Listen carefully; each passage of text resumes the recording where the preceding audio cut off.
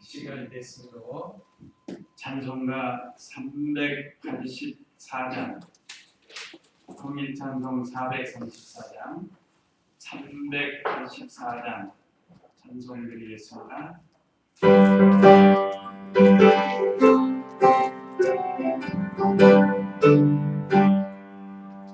너의 발길가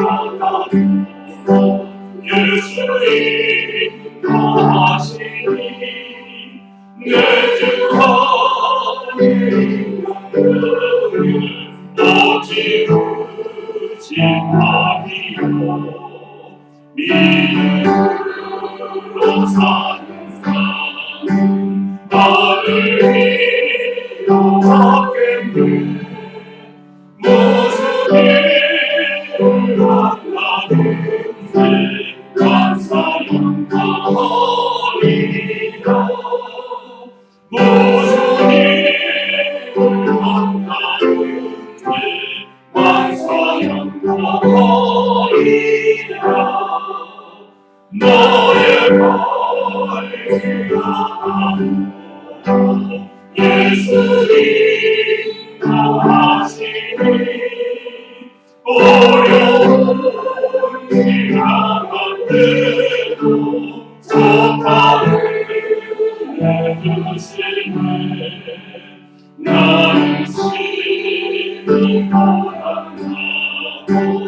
영원대로 걸어가 너의 앞에 방석에서 생물하게 하시네 너의 앞에 방석에서 생물하게 하시네 너의 발길하는 예수님 거하시니 그의 사랑은 지금지 말로 할 수 없나 썩는 바와 다른 밤을 걸어갈 때에 영영 너의 찬송 예수님 구하셨네 영영 너의 찬송 예수님 구하셨네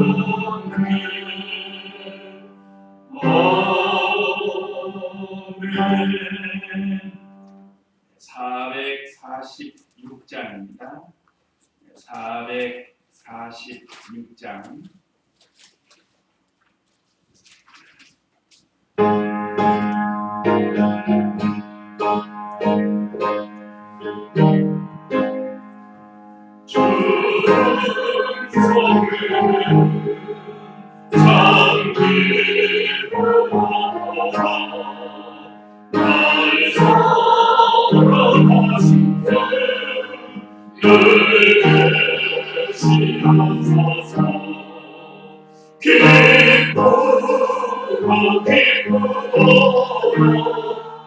항상 기쁘도다 나주께 나서리 주옵소서 주께 왔으니 없으시옵소서 주 함께 계시면 의심하기네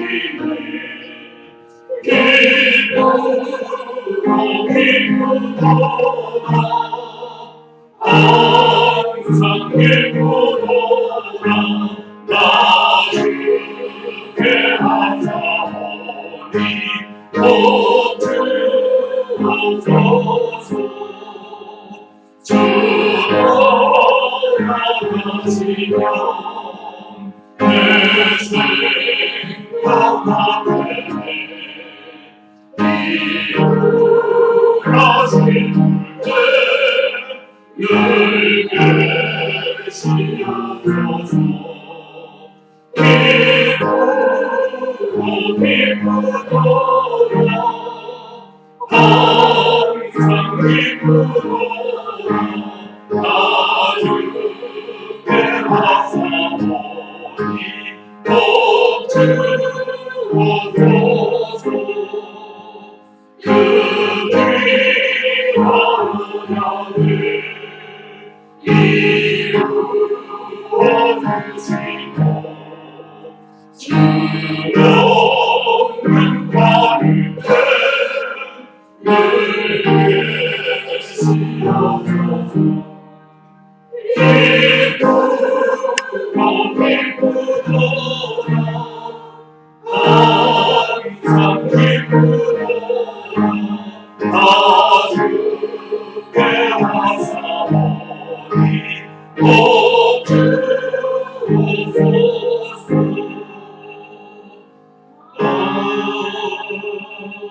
아멘. 이 시간 제가 기도드리겠습니다.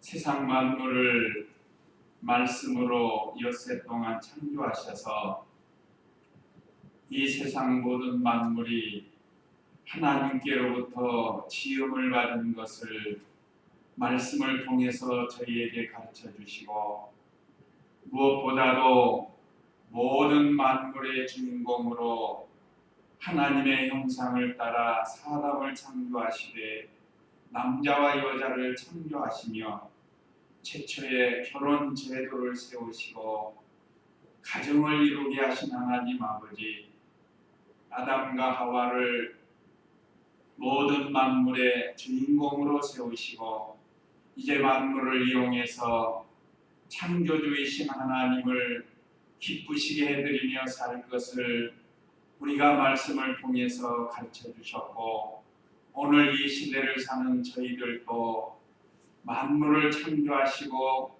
구원하신 하나님을 기쁘시게 해드리며 살아가는 이 길을 저희에게 가르쳐 주신 것을 감사를 드립니다.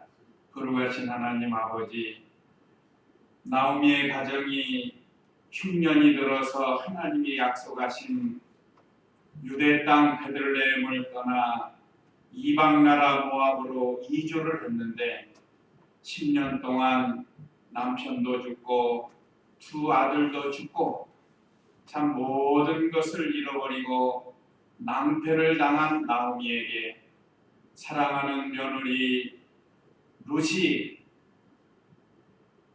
시어머니 나오미를 통해서 하나님을 발견하게 하시고 그 하나님을 따라 살아가려고 어머니가 신 곳에 내가 가고 어머니가 유숙하신 곳에 내가 유숙하고 어머니의 백성이 나의 백성이 되고 어머니가 죽는 곳에 나도 죽고 그렇지 않고 어머니를 떠나면 내가 벌을 받겠습니다 하면서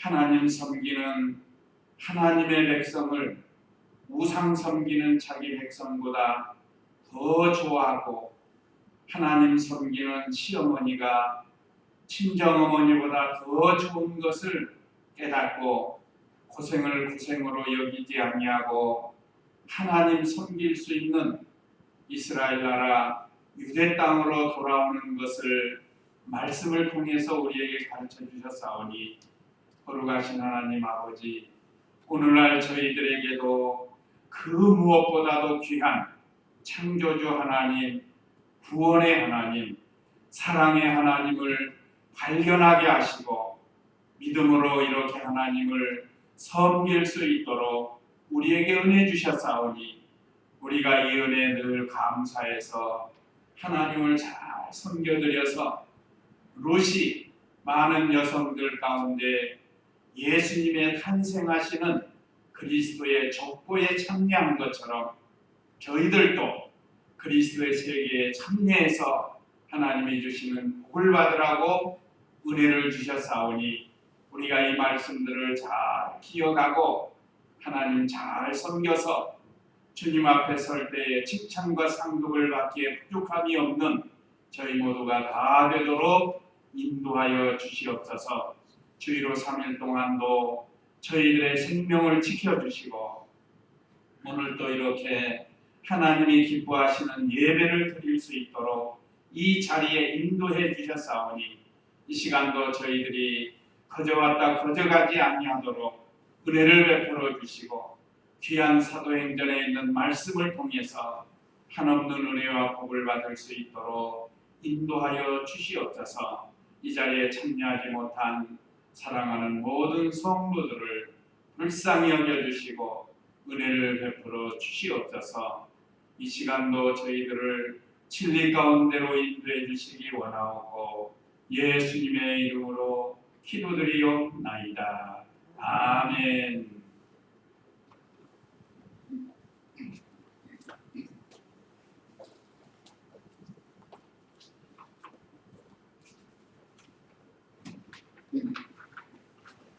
네, 하나님 말씀 우리 주일 수요일 저녁 예배 성경 말씀 사도행전 25장 13절로 오늘 이 마지막 27절까지 내용인데 오늘 13절에서 22절까지 뜻을 생각하시면서 교독하도록 하겠습니다.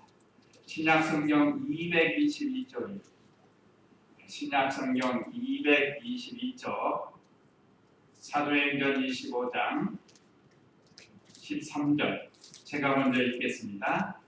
며칠이 지난 후에 아그리빠 왕과 버니게가 가이사라에 와서 베스도에게 인사를 하였다. 거기에서 하나님을 봤는데 베스도가 왕에게 하나님을 말하였다. 벨릭스가 어떤 사람을 제수하고 하는데 내가 예루살렘에 갔을 때에 대제사장들과 유대인들의 장로들이 그를 고발하며 유죄 판결을 요청하였으나 내가 그들에게 대답하기를 표가 왕후들 앞에서 눈고소 사건에게 불량하기를 가르치시되 어떤 사람을 내어주는 것은 로마 사람들의 배가 아니라고 하였습니다. 그러자 그들이 여기에 함께 왔으므로 내가 조금도 지체하지 않고 그 다음 날 재판 자리에 앉아 그 사람을 데려오라고 명령하였고 왕후들이 일어나서 그에 대한 제목을 나열하였으나 내가 시작했던 그런 악한 제목은 하나도 없었으며 다만 그들이 그와 함께 몇 가지 문제들로 논쟁을 벌였는데 곧 자신들의 종교에 관한 것과 예수라는 어떤 죽은 자가 살아있다고 바울이 주장하는 일에 관한 것이었습니다. 내가 이와 관련된 문제를 어떻게 처리해야 할지 몰라서 그가 예루살렘에 올라가서 그에게서 재판을 받기를 원하는지 물어보더니 바울이 황제의 판결을 받도록 자신을 지켜달라고 호소하여 그를 가이사에게 보낼 때까지 지키도록 명령하였습니다. 아무를 왕과 베스도에게 나 자신도 사람의 말을 보소서라고 하니 베스도가 말하기를 내일 그의 말을 들을 것입니다라고 하였다. 아멘. 사도 바울이 죄가 없지만 그리스도로 인하여 죄인의 자리에서 법정에 여러 번 씁니다. 그 죄가 없는 줄 알면서도 이 총독들이 이렇게 바울을 감옥에 가두고 신문합니다. 오늘 신문은 두 번째인데 23장 9절에서 벨릭스 총독 있을 때도 신문하고 이번엔 베스도 총독에게 신문을 받는 그런 내용입니다. 지난 시간에 제가 루시 그리스도에 참여한 구약시대 여성 4명 중에 한 사람인데 제가 3명 중이라고 했습니다. 다말이 있었고 기생 라합이 있었고 루시 있었고 그 다음에 다윗 시대에 우리아의 아내 바세바가 있습니다. 이 4사람이었고 또 마지막에 한 여인이 누군가 그건 마리아입니다. 마리아가 예수님의 족보에 이렇게 참여하는 또 예수님을 직접 잉태하고 탄생하게 하는 여인들이 구약 시대에만 4여인이 있었고 우리 또 마지막에 우리 예수님을 탄생한 마리아까지 하면 6명이 그리스도의 족보에 참여했다고 볼 수 있습니다. 정정하고 그 다음에 오늘 13절로 27절은 바울에 대한 아그리빠 왕과 베스도의 의논. 아그리빠 왕이 가이사라에 와서 총독인 베스도와 함께 바울에 대해서 의논하는 그런 내용을 통해서 오늘 우리에게 주십니다. 13절 읽어보세요. 며칠이 지난 후에 아그리빠 왕과 베니게가 가이사라에 와서 그들에게 인사를 하였다. 예. 자, 여기 13절에 아그리빠 왕과 베니게가 총독에게 찾아왔습니다. 13절 다시 보면 며칠이 지난 후 아그리빠 왕과 베니게가 가이사라에 와서 베스도에게 인사를 하였다 그랬습니다.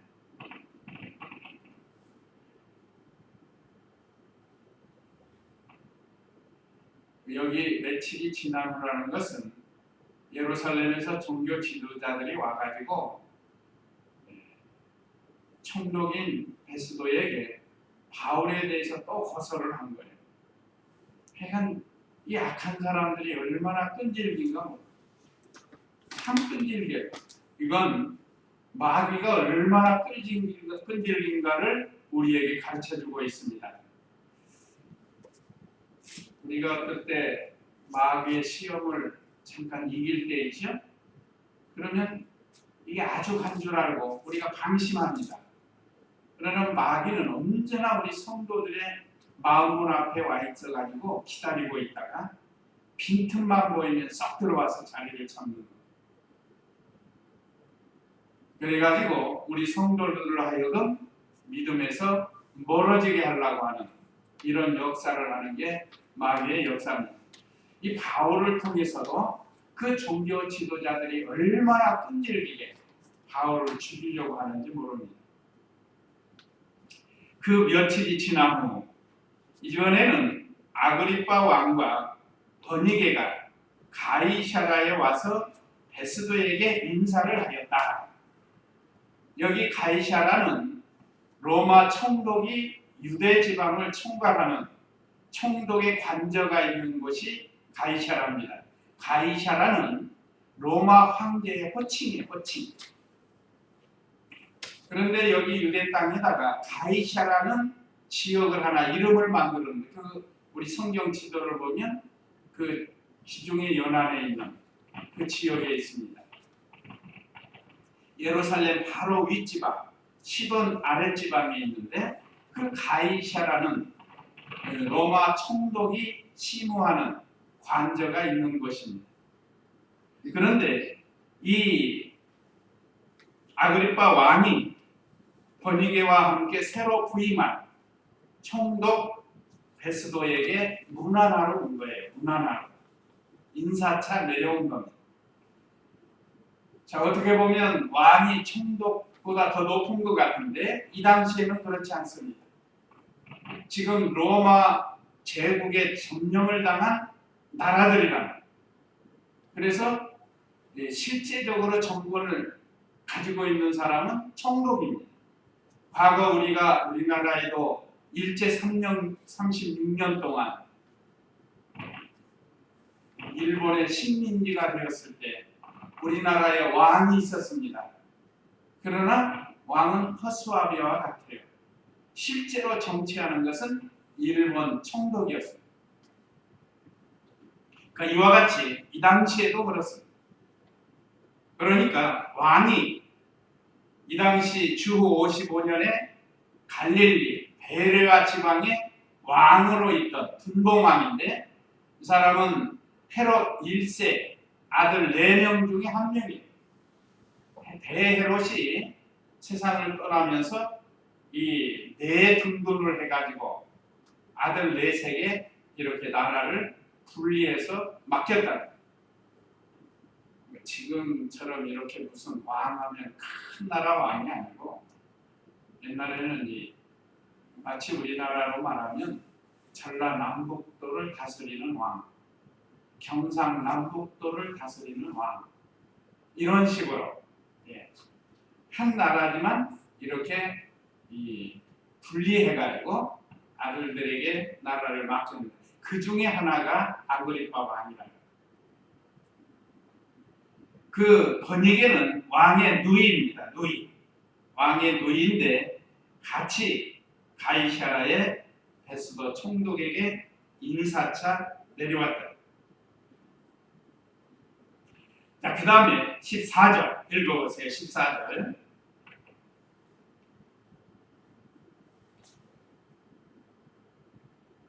거기에서 요한을 머물렀는데 베스도가 왕에게 바울의 사람을 꺼내어 말하였다. 여기서 어떤 사람을 제수로 가고 놓았는데 내가 예루살렘에 갔을 때에 제4세장들과 유대인들의 장로들이 그를 고발하며 무죄 판결을 요청하였으나 내가 그들에게 대답하기를 피고가 원고들 앞에서 도주 사건에 대해 변론할 기회를 가지기 전에 어떤 사람에게 내어주는 것은 로마 사람들의 관례가 아니라고 하였습니다. 그들이 거기에서 여러 날을 머물렀습니다. 아그리파 왕과 번니게가 이 총독이 있는 가이사라에서 여러 날을 머물고 있는데 그 어느 날 베스도가 왕에게 바울에 관한 일을 꺼내어서 말을 했습니다.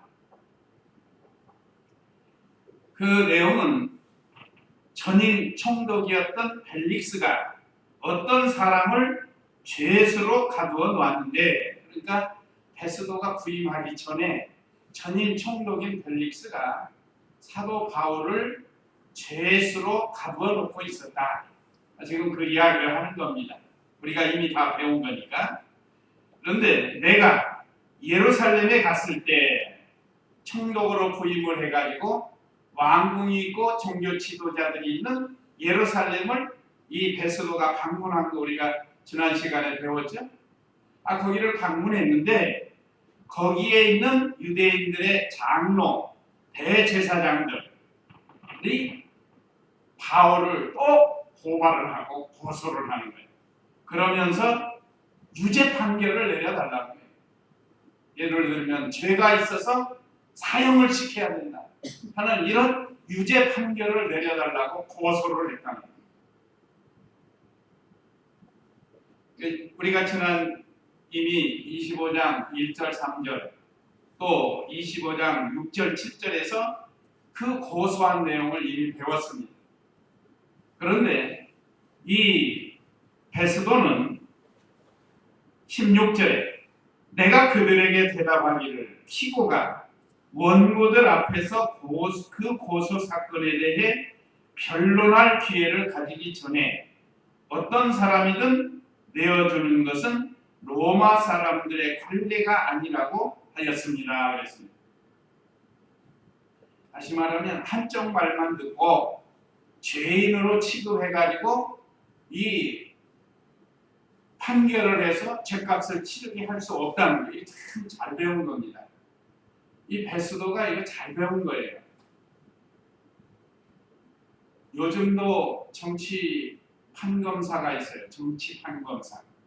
그러면 정치가들의 눈치를 보고 자기들의 어떤 이 권세를 유지하기 위해서 죄가 아닌 것을 죄가 있는 것처럼, 죄가 있는 것을 죄가 없는 것처럼 판결하는 그런 경우가 있습니다. 이게 정치적인 검사와 판결. 그러나 거기에서도 아주 정직한 판검사는 그런데 말려들지 않아요. 자기가 옷을 벗으면 벗었지 그런 일은 안 하는 그야말로 정의로운 판검사가 있어요. 상당히 많은 숫자가 아마 그런 사람이 있으리라고 생각이 됩니다. 그러나 개중에 어떤 사람들은 어떤 정치적인 목적으로 또는 뇌물을 받아가지고 없는 죄를 있다고 하고 있는 죄를 없다고 해요. 그래서 우리나라 말에 무전유전이라는 말이 있고 유전무전이라는 말이 있잖아요. 돈 있는 사람 무죄를 시켜주고 돈 없는 사람 죄인으로 시켜줍니다. 그게 유전, 무전, 무전, 유전이에요. 그러니까 우리 이 성도들은 혹시 자녀들이 이 다음에 어떤 판검사나 어떤 공무원이나 이런 데 취직했을 때 이런 이 잘못된 일 행하지 않도록 잘 가르쳐주고 기도하면서 인도해줘야 돼요. 요즘은 물질 만능의 시대가 돼가지고 그저 뇌물 받아가지고 정치 생명이 부끄럽게 끝나는 사람들을 우리가 지금 이 매스컴을 통해서 배우지 않습니까? 참 크리스찬은 그런 일 하지 않도록 하라는 겁니다. 그래서 이 참 베스도 총독이 참 바로 된 사람이에요. 그 사실 정치적인 목적으로 보면 그 유대의 종교 지도자들, 대제사장이나 장로들이나 그 지도자들이 요청하는 것을 거절하기가 상당히 어려운 거예요. 그렇지만 공의에 서서 바로 했습니다. 또 로마 사람들의 관례가 아니라고 대답을 했습니다.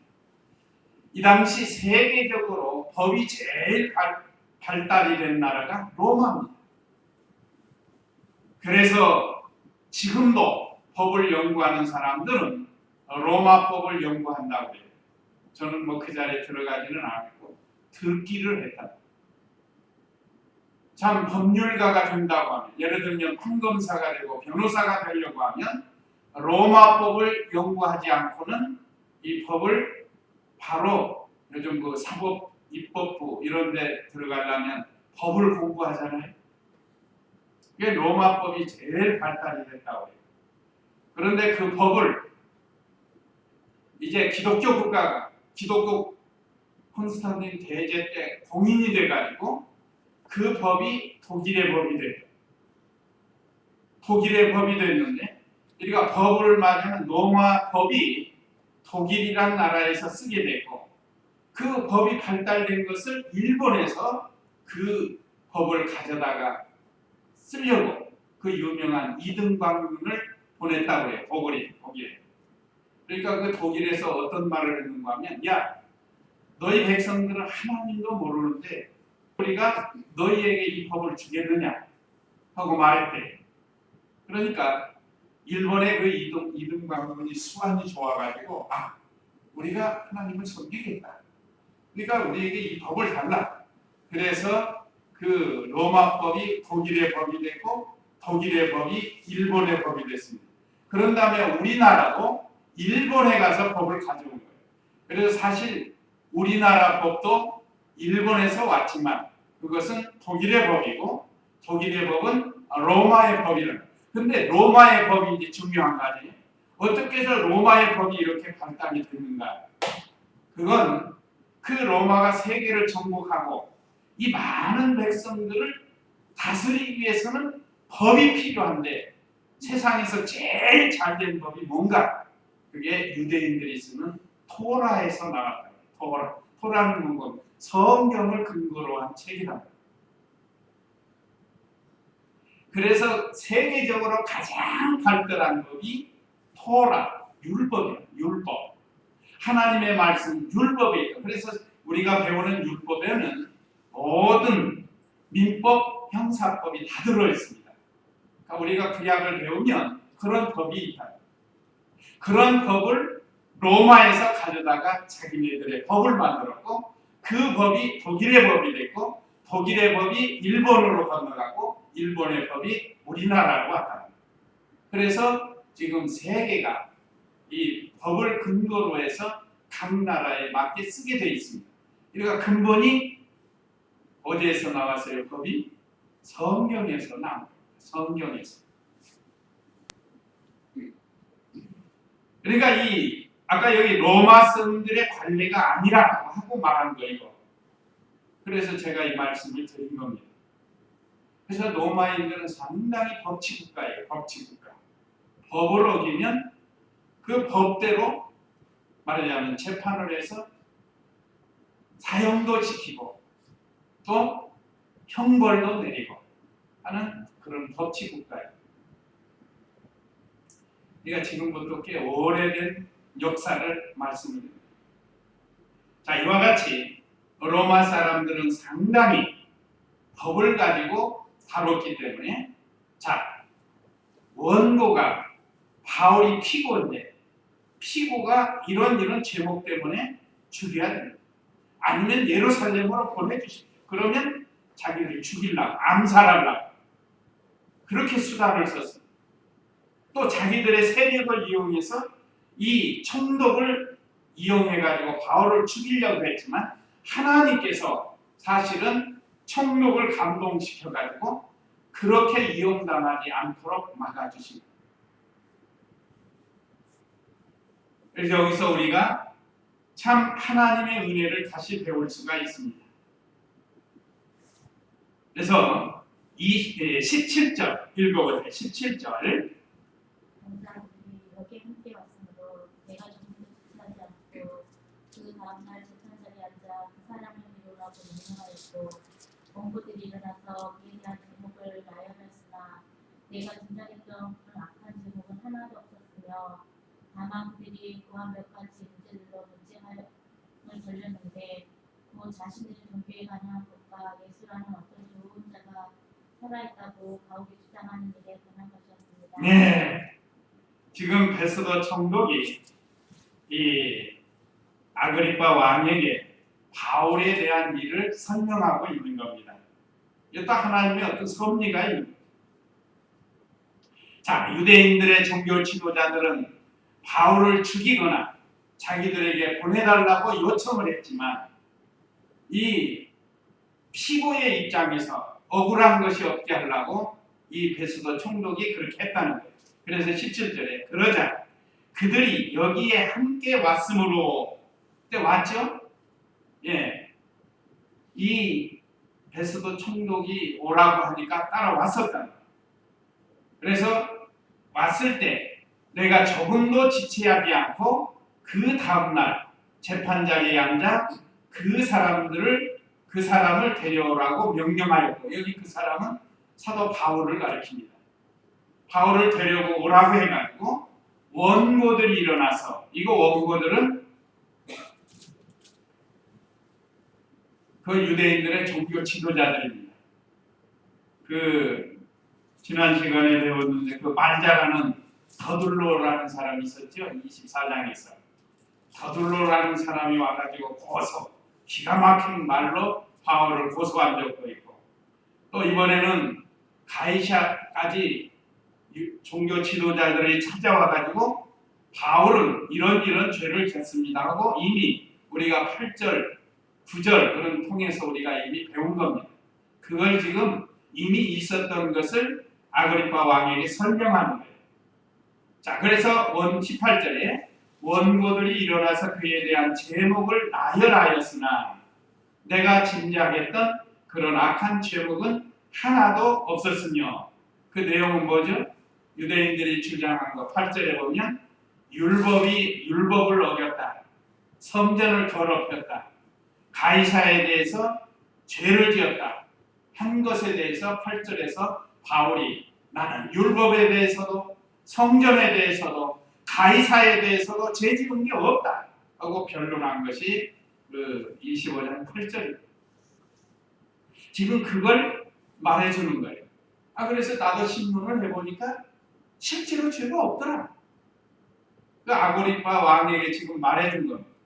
그런데 19절에 다만 무슨 일인가? 그들이 그와 몇 가지 문제들로 논쟁을 벌였는데, 그들이는 유대 종교자들이 그와 바울과 몇 가지 문제들로 논쟁을 벌였는데, 곧 자신들의 종교에 관한 것과 아까 말씀드린 율법이나 성전에 대해서, 또 하나 뭐가 있는가 하면 이 예수라고 하는 어떤 죽은 자가 살아있다고 바울이 주장하는 일에 관한 것이었습니다.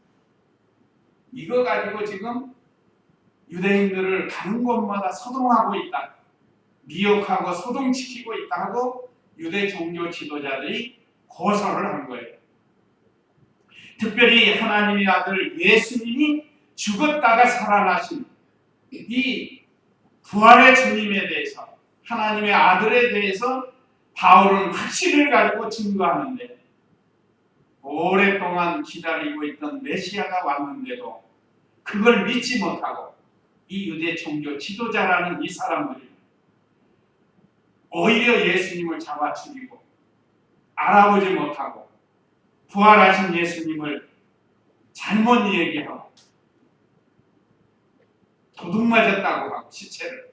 이게 얼마나 약한 사람들이. 그러니까 어느 시대나 마찬가지입니다. 아무리 머리가 좋고 유명하다고 그 똑똑한 게 아니에요. 우리가 지금 잠언 전도서를 통해서 배우는데 참으로 지혜롭고 참 청명한 사람은 예수님을 믿고 하나님을 섬기는 사람들이라고 했습니다. 그러나 아무리 세상에서 대통령을 하고 유명하고 박사고 한 사람도 예수님을 믿지 않으면 그건 성경에서 볼 때 어리석은 자라고 했습니다.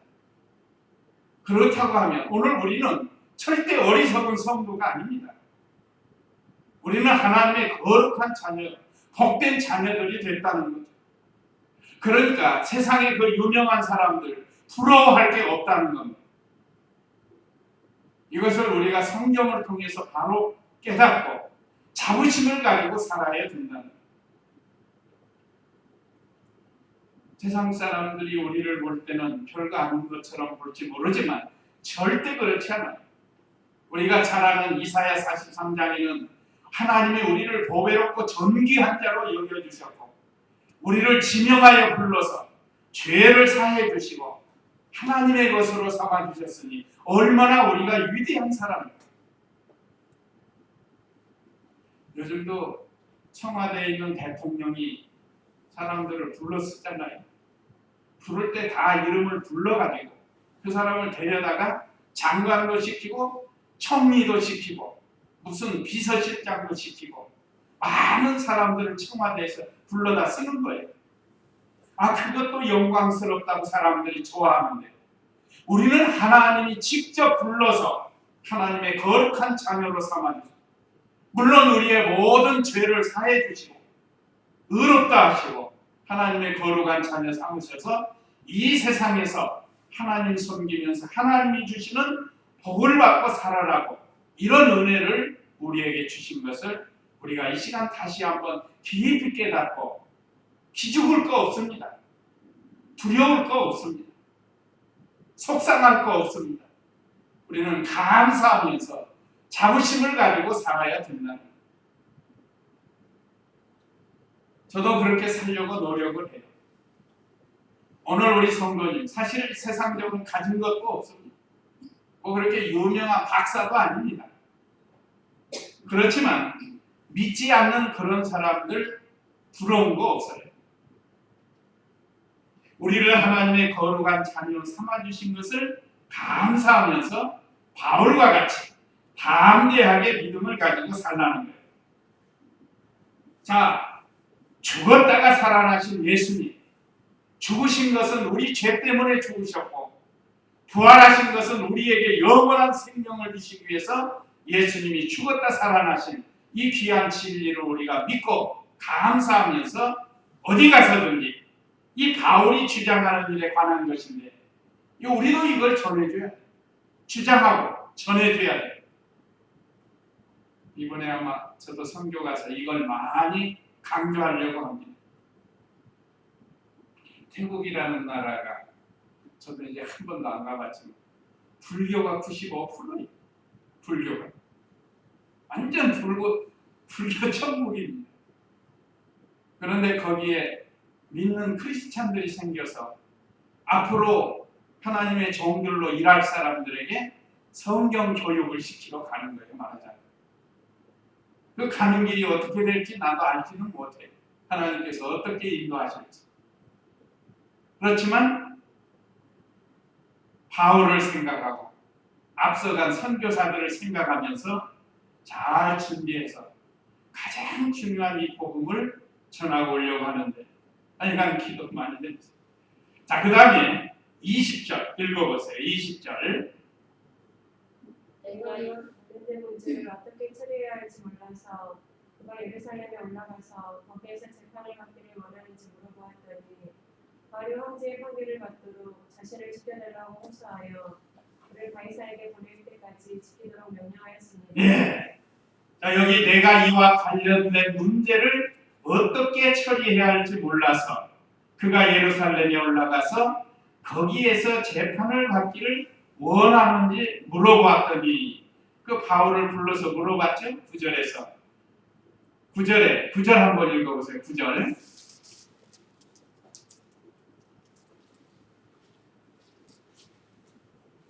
9절 베스도가 유대인들에게 확신을 사고자 하여 바울에게 대답하여 말하였다.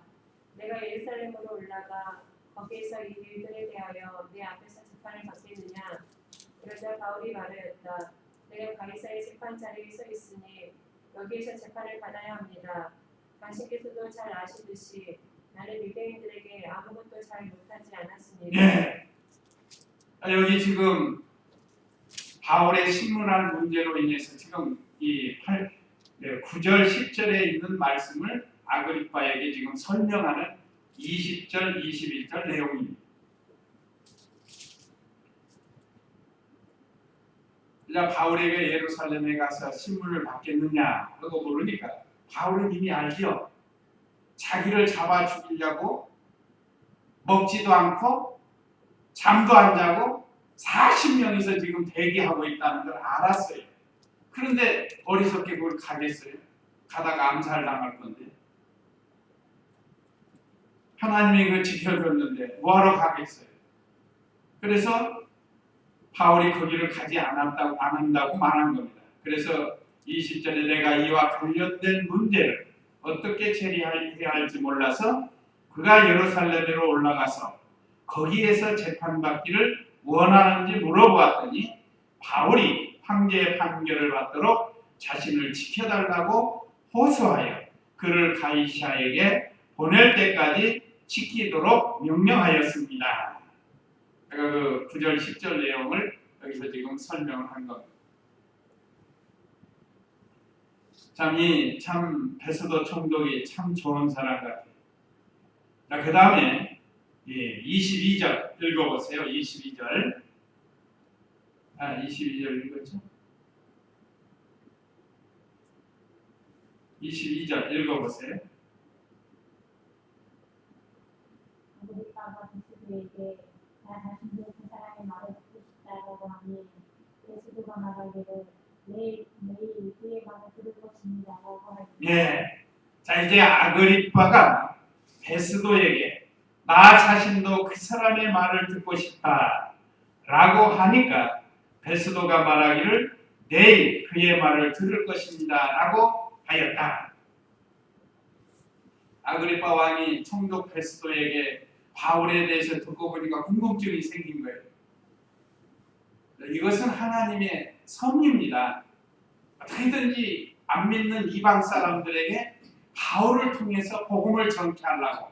그러니까 바울이 감옥에 가도 상관없어요.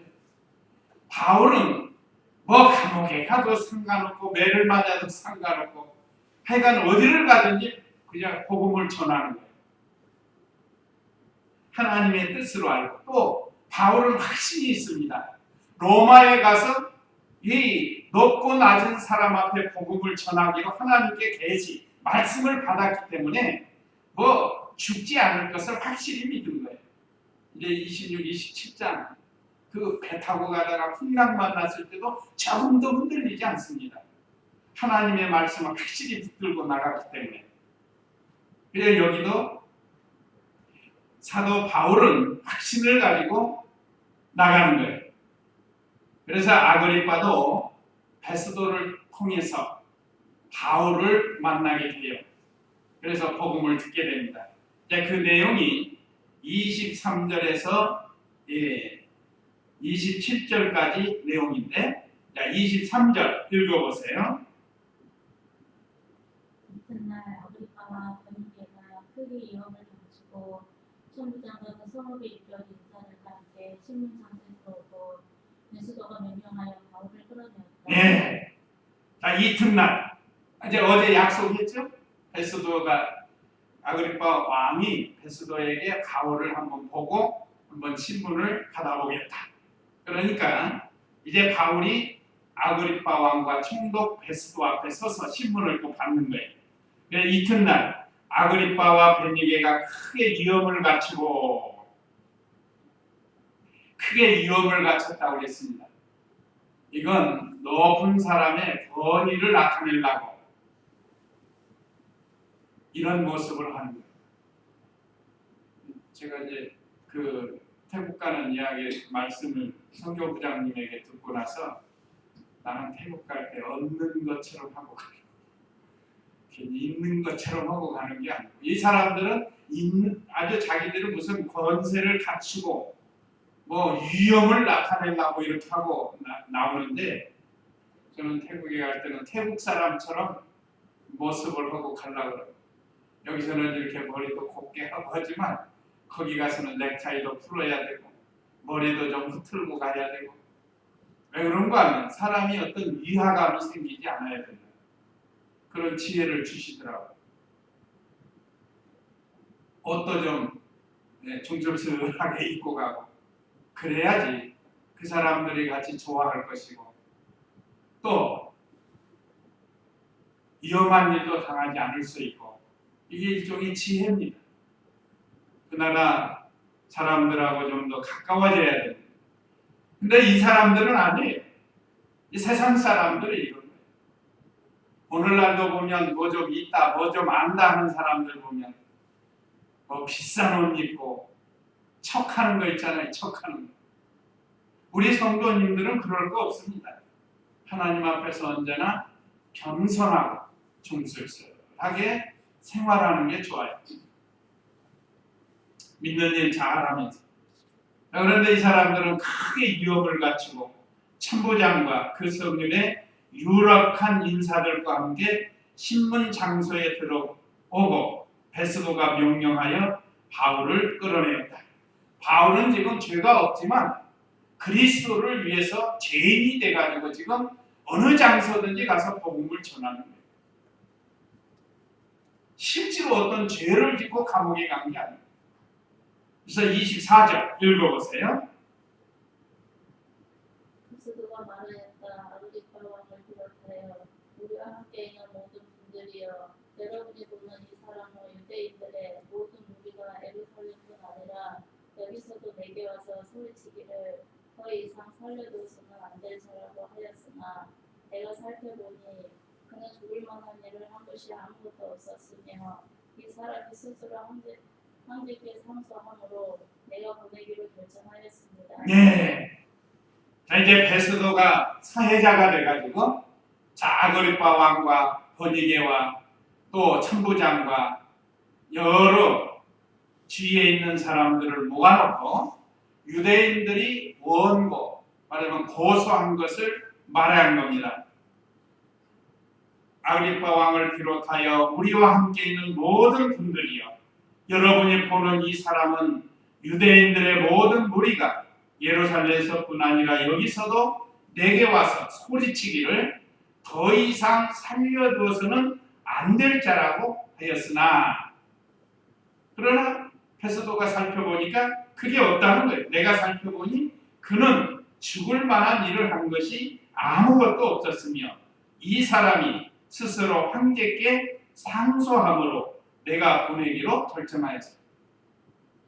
황제께 상소할 정도 되려면 로마 시민권이 있기 때문에 이렇게 할 수 있는 겁니다. 로마 시민권이 없으면 이렇게 할 수가 없죠. 그래서 이 유대인들이 이렇게 죽이라고 고소를 했지만 죽일 만한 죄가 없다는 거예요. 그런데 거기다가 또 스스로 로마 황제에게 상소를 했기 때문에 내가 신문해서 로마 황제에게 보내야 되겠습니다. 그래서 오늘 아그리파 왕을 모시고 다시 한번 신문을 한 거예요. 그래서 26절 읽어보세요.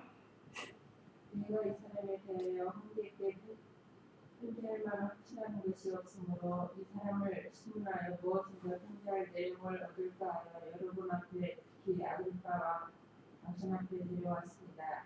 그는 주목도 제시하지 않고 빚으로 보내는 것이 편지 않다고 생각하기 때문에 예. 그래서 내가 이 사람에 대하여 황제께 편지할 만한 확실한 것이 없으므로 이 사람을 신문하여 무엇인가 편지할 내용을 얻을까 하여 여러분 앞에 특히 아그리파 왕 당신 앞에 데려왔습니다. 가이사 황제에게 죄수를 보낼 때는 황제여, 이 사람은 이런 죄를 졌습니까? 하고 그 신문해가지고 사실을 근거로 해가지고 편지를 써서 보내야 된다. 근데 지금 신문해보니까 제목이 없답니다. 그래서 다시 한번 제목을 얻기 위해서 신문한다는 거예요. 27절에 이는 제목도 없이 제시하지 않고 죄수를 보내는 것이 합당치 않다고 생각하였기 때문입니다. 그랬습니다. 유대 나라의 사정을 잘 아는 아그리파 왕을 옆에 두고 혹시 상소할 재료가 있을까 해서 이렇게 신문을 한다고 했습니다. 자, 여기서 우리가 바울을 죽이지 못하고 가이사라로 보내기로 한 이유가 있어요. 이것은 첫째는 하나님의 은혜요, 하나님의 섭입니다. 하나님의 은혜가 아니면 벌써 바울이 죽었죠. 근데 하나님께서 은혜를 베풀어 주고 이거 보면 생사화복이 하나님께 달렸습니다. 우리가 어느 날 갑자기 무슨 일을 당할지는 우리는 알 수 없지만 하나님께 생사화복이 달려있다는 것. 또 두 번째는 로마에 가서 복음을 전하는 것이 하나님의 뜻이기 때문에 바울이 죽지 않고 이렇게 살게 된 겁니다. 오늘 저와 우리 성도님들도 하나님이 이렇게 생명을 살려주신 것은 반드시 하나님께서 어떤 뜻이 계신 줄을 알고 우리가 이렇게 배우는 말씀을 통해서 우리가 하나님을 위해서 믿는 일을 잘 하다가 가야 된다.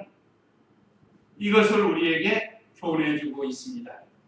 우리도 바울처럼 어떠한 어려운 환경이 온다 할지라도 믿음을 잘 지키는 그런 우리가 되어야 되겠습니다. 이제 이 말씀 기억하시고 우리 다 같이 잠시 묵상하면서 바울과 같은 믿음이 되기를 기도하시기 바랍니다. 기도하겠습니다.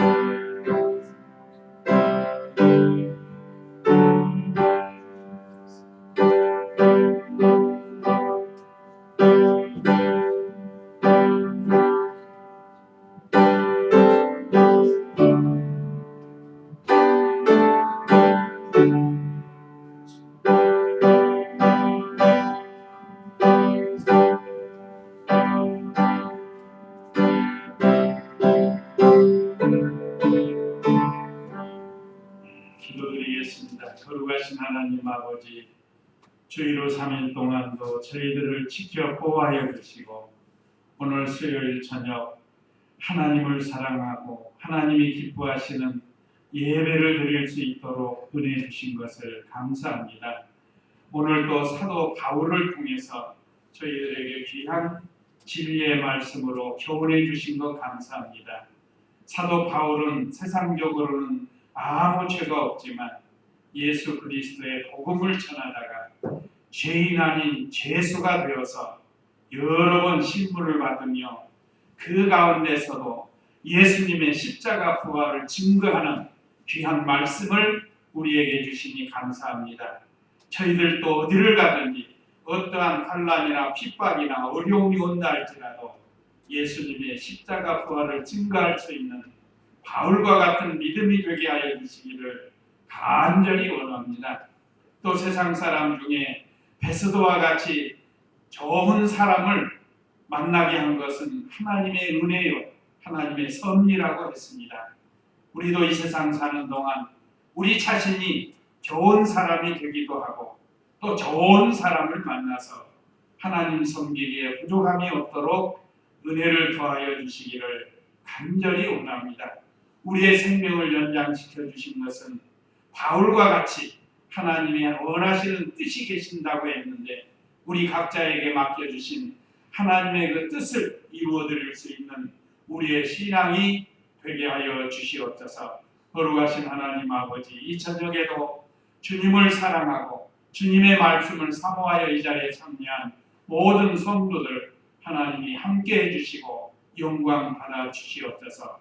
또 여러 가지 기도의 제목을 가지고 기도하는 모든 기도를 들어 응답하시고 나라와 민족을 위해 사는 기도, 전쟁이 없도록 막아주시고 남과 북이 서로 사랑하며 도와가는 이러한 민족이 될 수 있도록 은혜를 베풀어 주시고 또한 우리 교단과 교회 위에 하나님이 함께 하시고 지금도 세계 곳곳에서 주님의 복음을 전하는 선교사들 위해 하나님이 함께 하시고 이 진리운동, 생명운동 잘하는 우리 교단과 교회가 되게 하시고 우리 교회 10년 여러 직분을 맡고 각 부서장을 맡은 모든 직분자들에게 하나님께서 건강 주시고 지혜와 총명 주셔서 맡겨주신 사명 잘 감당할 수 있도록 인도하여 주시옵소서. 또 우리 성도들의 가정 위에 함께 하시고 가족들에게 함께 하여 주시옵소서.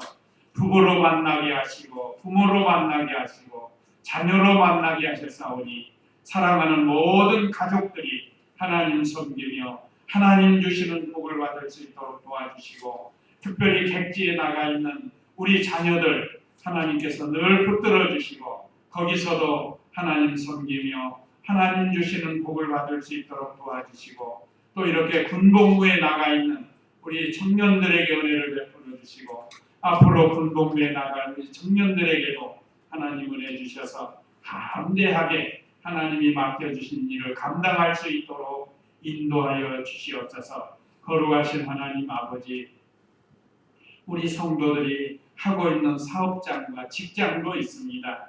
어려움 당치 않도록 늘 붙들어 주시고 영광 받아 주시옵소서.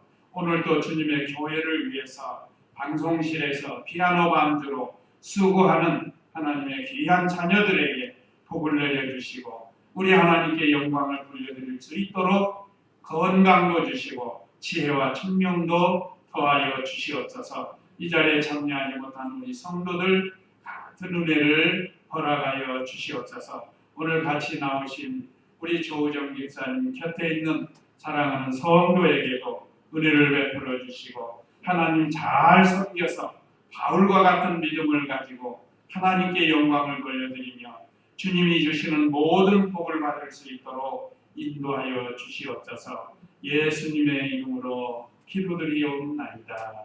아멘. 찬송가 383장 드리겠습니다.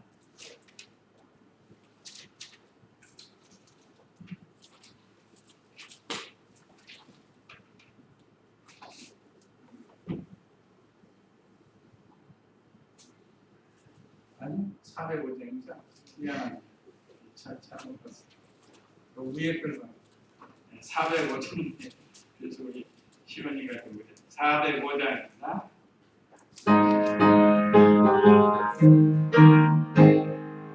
주의 친절한 노래한 기세 마음이 편안하리니 항상 기쁘고 복이 되겠네.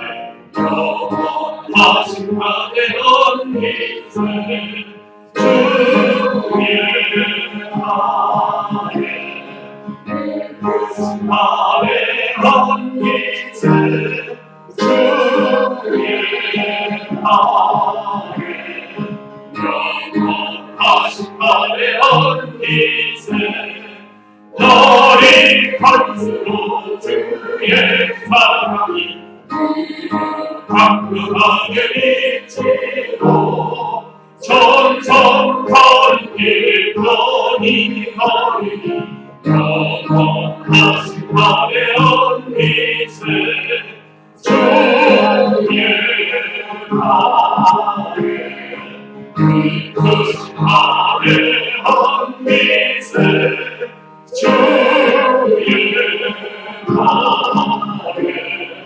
영원하신 발의 언니세 주의 보좌로 나아갈 때에 기뻐 장미 소리 외치고 꺾어주며 웃어지니 영원하신 발의 언니세 주의 나에 이끄신 나의 언니세 주의 나에 영원하신 나의 언니세. 아멘. 이 날마다 주님의 팔에 안기며 안식을 누리며 사는 성도님들 다 되시기 바랍니다.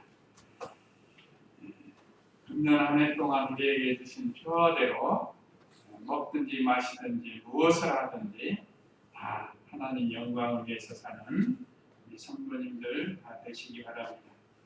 또 새롭게 직분 맡은 모든 성도들을 위해서 기도해 주시고 힘써 주시기 바랍니다. 우리 시온이가 이렇게 피아노 치니까 목사님 훨씬 편해요. 너무 감사해요. 앞으로 최대로 힘써 주시기 바라요. 네, 감사합니다. 오늘 또 우리 창대가 와서 방송실에 있어줘서 고마워요. 수고했어요. 감사합니다. 우리 부진님 어디 갔어? 거기 있어요? 감사해요. 주기도문으로 마치겠습니다. 참, 우리 조장 집사님 옆에 계시는데 이모 어디 사시는? 경기도 고양시. 고양시? 네. 좋은 데 사시는. 네, 감사합니다. 먼 곳에 오셨는데 건강하게 즐겁게 보람있게 지내시기 바랍니다. 주기도문으로 마치겠습니다. 하늘에 계신 우리 아버지여, 이름이 거룩히 여김을 받으시오며 나라의 임하옵시며 뜻이 하늘에서 이룬 것 같이 땅에서도 이루어지이다. 오늘날 우리에게 일용할 양식을 주옵시고 우리가 우리에게 죄 지은 자를 사하는 것 같이 우리 죄를 사하여 주옵시고 우리를 시험에 들게 하지 마옵시고 다만 악에서 구하옵소서. 내게 나라와 권세와 영광이 아버지께 영원히 있사옵나이다. 아멘.